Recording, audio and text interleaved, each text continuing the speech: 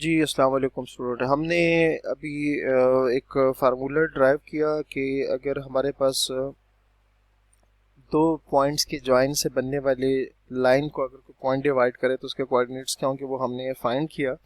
अच्छा, उससे रिलेटेड एक हमारे पास एक नोट है, हम वो डिस्कस करेंगे।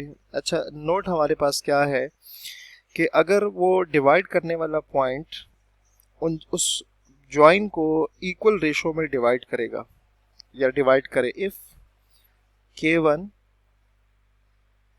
Ratio K2 is equals to 1:1। इसका मतलब ये कि दोनों रेशोज अगर आपस में इक्वल आ जाएं, ठीक है, दोनों रेशो आपस में इक्वल आ जाएं तो वो जो पॉइंट P होगा जो अभी हमने फाइंड किया, then P becomes mid point, then P becomes mid point of P becomes mid point of mid point of A B, mid point of A B. मतलब अगर उस पॉइंट जो डिवाइड करने वाला पॉइंट है वो उस ज्वाइन को इक्वल रेशो में डिवाइड करेगा तो उस केस में वो जो पॉइंट पी होगा वो उस लाइन का मिड पॉइंट बन जाएगा।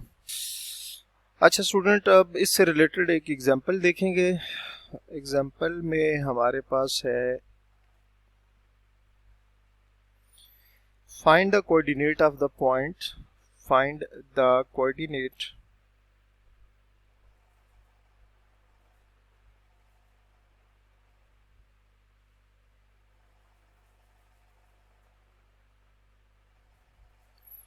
find the coordinate of the point that divides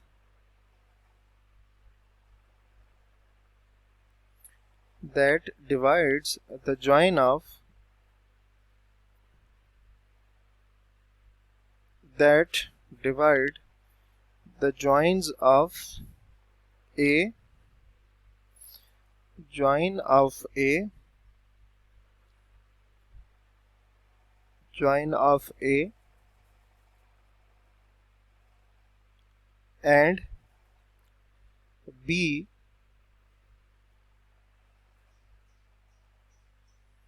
in the ratio 2:3। ठीक हो गया। हमने बेसिकली इसमें एक ऐसे पॉइंट के कोऑर्डिनेट्स बताने जो ए और बी के ज्वाइन को 2:3 में फाइंड डिवाइड करता है। तो जैसे कि अभी हमने फार्मूला ड्राइव किया तो फार्मूले के थ्रू इसको हम इजीली फाइंड करेंगे। अच्छा, सो हम सबसे पहले वो पॉइंट लेट करेंगे। लेट जो P है हम उसको कह देते कि be the required point, be the required point.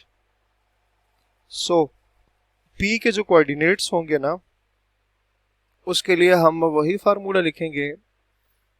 P x की जगह क्या वैल्यू लिखते हैं, K1 x2 plus K2 x1 divided by K1 plus K2। और y के लिए हमारे पास होता है K1 y2 plus K2 y1 K2 y1 divided by K1 plus K2। ठीक है। अच्छा, अब इसमें ना हमने सारी जो वैल्यूज है ना वो फाइंड करनी है। K1 क्या है, K2 क्या है, और ये सारी चीज़ें, और ये डेटा सारा हम यहीं से निकालेंगे। तो वो आप फाइंड करके यहाँ पुट करेंगे तो इजीली ये हमारे पास पॉइंट P के कोऑर्डिनेट्स आ जाएंगे। अच्छा, इसमें K1 जो होगा हमारे पास वो 2 होगा, K2 जो होगा हमारे पास 3 होगा। तो सारी जो वैल्यूज है ना मैं आपको लिख के दे देता हूँ, फिर उसको वहाँ पुट करेंगे। K1 हमारे पास hair K1 will be equals to 2, K2 is equals to 3, x1 is equals to -6, x1 is equals to -6, x2 is equals to 5, x2 is equals to 5।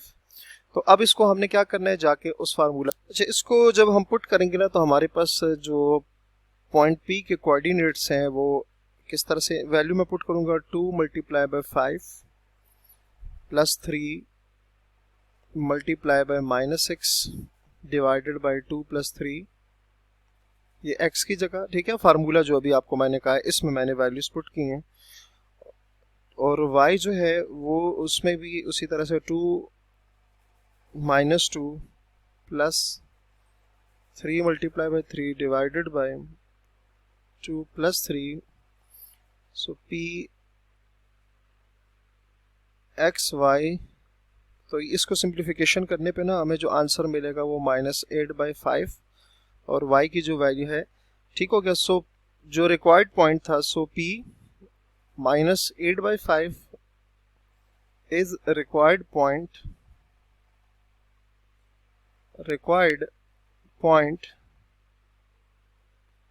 which divide the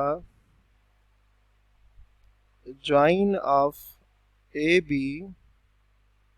in the ratio of 2:3। तो ये हमारे पास क्या हो गया, ये उसका हमारे पास जो है रिक्वायर्ड जो है पॉइंट आ गया, ठीक हो गया। अच्छा जी, नेक्स्ट जी हमारे पास टॉपिक है वो है सेंट्रॉइड ऑफ अ ट्रायंगल। तो हम ज़रा सेंट्रॉइड को देखेंगे। Centroid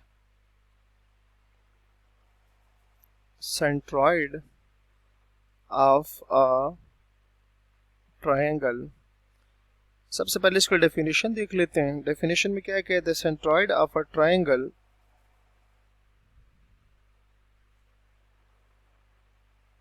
the centroid of a triangle ABC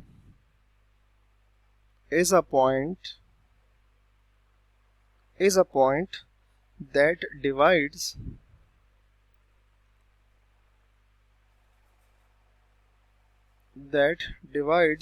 each median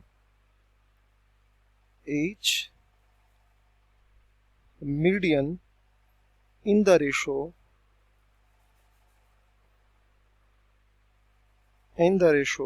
2:1, ठीक हो गया। तो ये हमारे पास क्या आ गई है, मीडियन की डेफिनेशन आ गई। अच्छा सॉरी, सेंट्रॉइड की डेफिनेशन आ गई। तो ये ऐसा पॉइंट होता है कि जिस पॉइंट के ऊपर जो ट्रायंगल के मीडियन होते हैं वो एक दूसरे को क्या करते हैं, इंटरसेक्ट करते हैं। अच्छा, अब इसमें क्वेश्चन ये रेज होता है कि मीडियन क्या होता है। तो नेक्स्ट वीडियो में हम इंशाल्लाह मीडियन को भी डिटेल के साथ डिस्कस करेंगे और फिर सेंट्रॉइड की जो कोऑर्डिनेट्स है वो भी फाइंड करेंगे। तो अपना बहुत सारा ख्याल रखिए। अल्लाह हाफिज़।